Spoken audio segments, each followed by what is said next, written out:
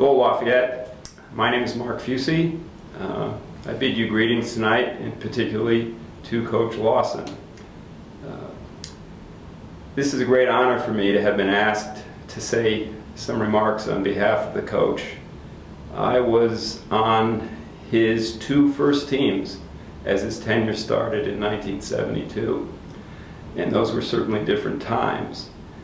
And I think to get a measure of what Coach Lawson has done and the challenges that he faced in those early years, we have to think back on how things were then.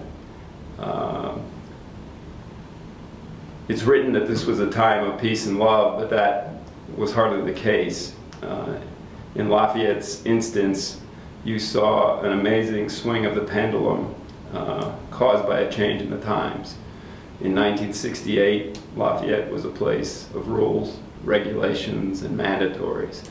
Mandatory chapel, mandatory ROTC, no visitors to the rooms, all those wonderful things.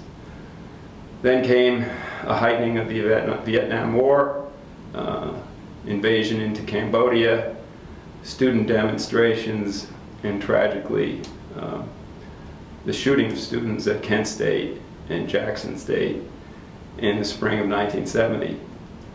That led to a nationwide student strike and a dramatic swing of the pendulum away from the rules and regulations to there being no rules and no regulations. And in particular, the more important the rule, the more it was ignored and flaunted. Specifically on the lacrosse team, in 1971, we had a very difficult season. We had a coach, a pretty rigorous and by-the-book guy from UMass, who just couldn't appreciate how difficult those times were. It wasn't Rutgers basketball by any means, but there were temper tantrums and an alienation of the players, of their parents when they visited the game, and generally a bad situation. Into that walked the ever cheerful Bill Lawson in the spring of 1972. You know the guy, a little bit younger, but not much different. Close cropped hair, cheerful demeanor. The players said, nice enough guy, but what's going on with a swimming coach and a diving coach who's never coached lacrosse before? Well, those concerns were quickly alleviated. The coach soon showed us that he meant business, that he would become very knowledgeable, and he was committed to the game.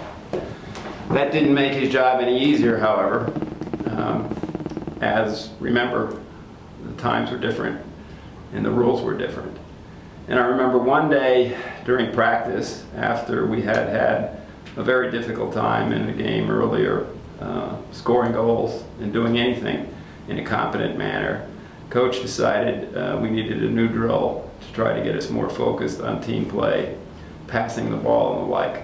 So he called us all together and said, this is what we're going to do. Everybody on the offensive team is only allowed to run or walk 2 steps, and then they have to pass the ball. And I want you to quicken the pace.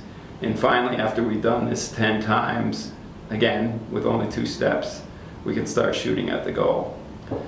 Well, we had a prima donna attack man. He was a very good player, but he took issue with this and piped up, well, coach, this isn't a good idea. I don't want to do it. Lacrosse is a running game.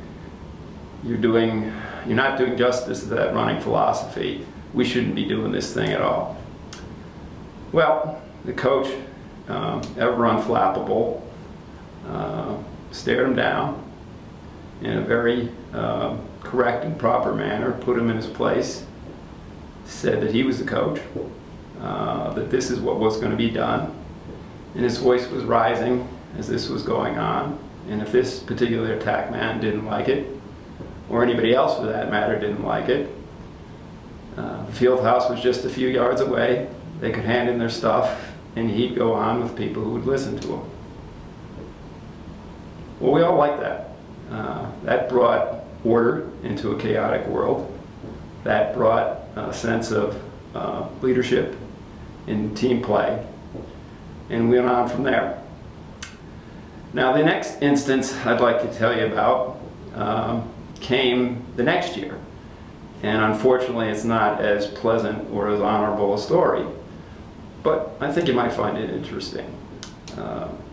Coach had organized a trip south for us to the Baltimore area. And I don't know how it is today, but this was done on a shoestring. There were 2 coach-owned station wagons and several players' cars in various states of disrepair. So we headed south.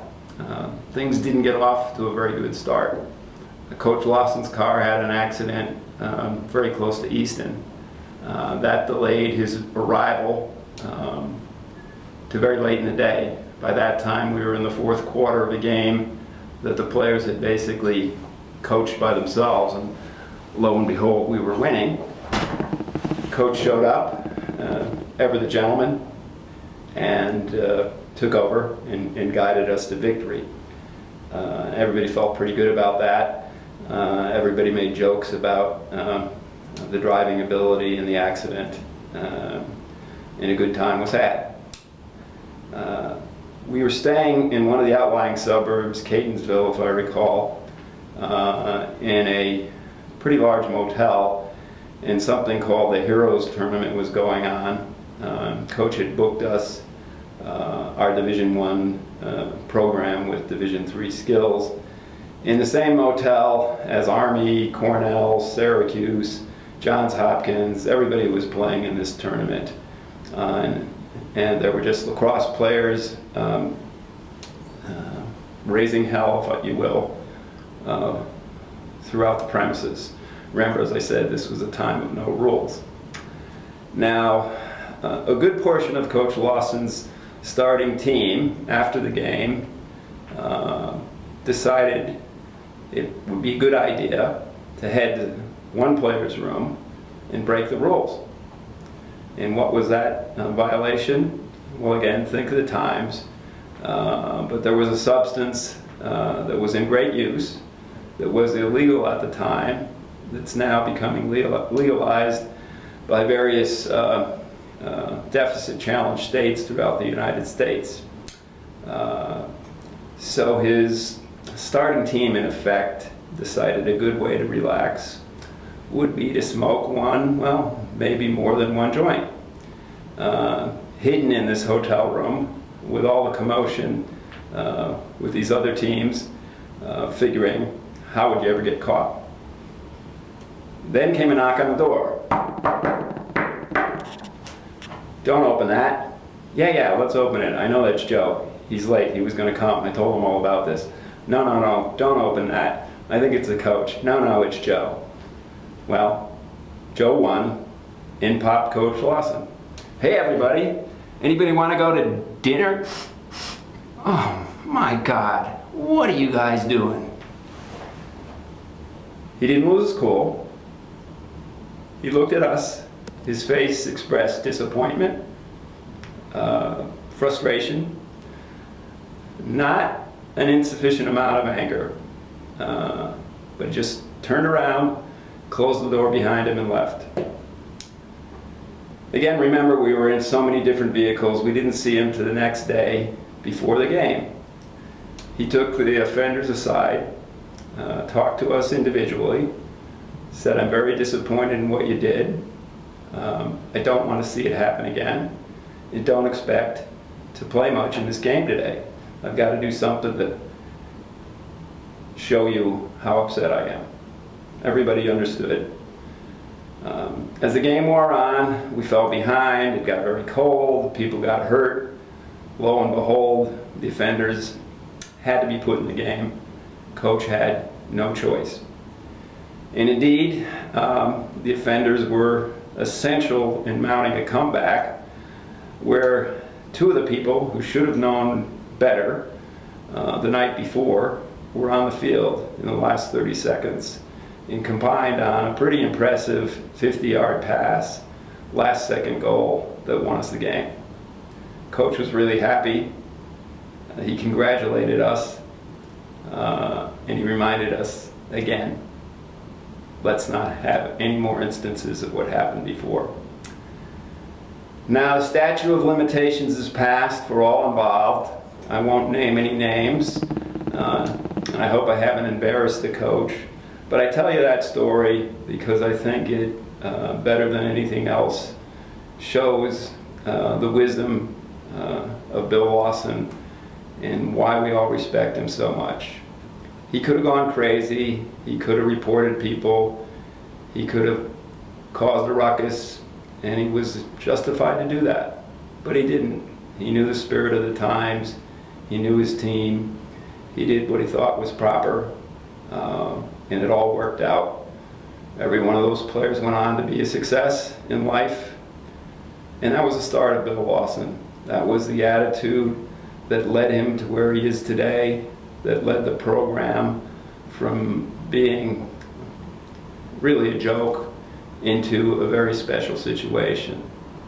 So again, I think we should all toast Bill Lawson, celebrate with him in the victory of his career, and thank him, as I do on a personal level, for all he did for me and my teammates on those first 2 years of his coaching tenure. Coach, have a great night. Everybody have fun, and we'll see you sometime soon. Thank you.